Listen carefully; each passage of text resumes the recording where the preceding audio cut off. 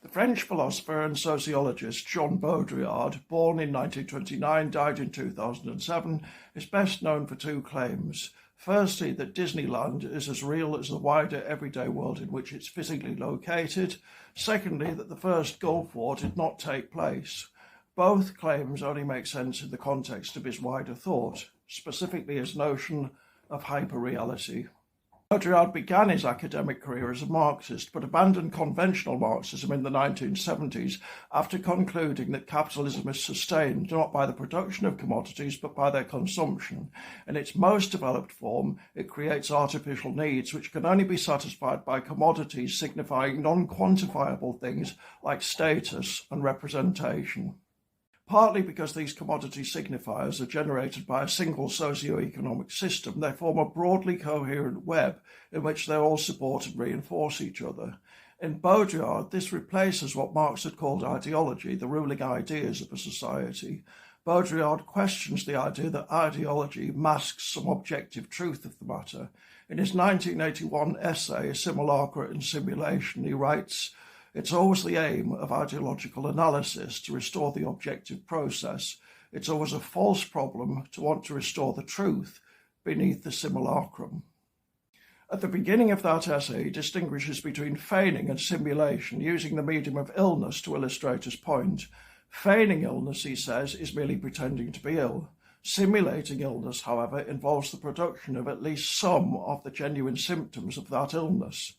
Medical science can't always tell the difference between the reality and the simulation, which means there is no absolute distinction to be made.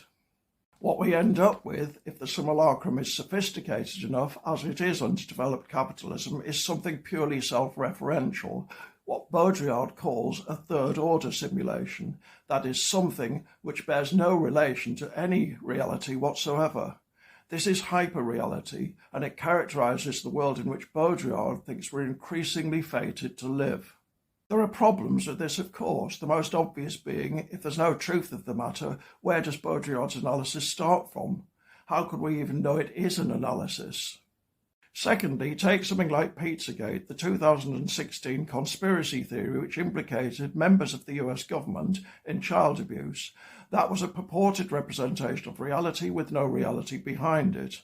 But if we live in a hyper-real world, it's as real as anything else. Baudrillard comes dangerously close to endorsing such a position in his discussion of the Watergate scandal. It wasn't a scandal, he tells us. The moral outrage was merely a ruse to conceal the fact that Nixon's White House was no more corrupt than the world outside it. A belief that we live in a hyper-reality might actually be conducive to the production of conspiracy theories. If you don't know what's oppressing you, but you do know it's malign, you're probably going to look for culprits.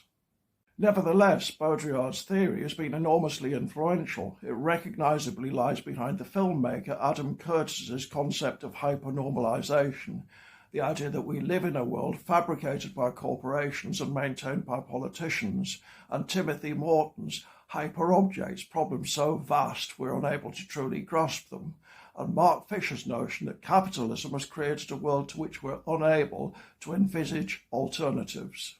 Despite its problems, it's difficult to shake the feeling that there must be something in Baudrillard's thinking.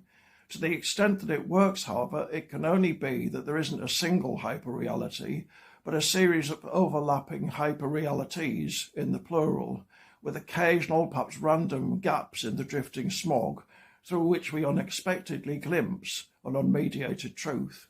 Those gaps would be our analytical starting points. But that's just my view.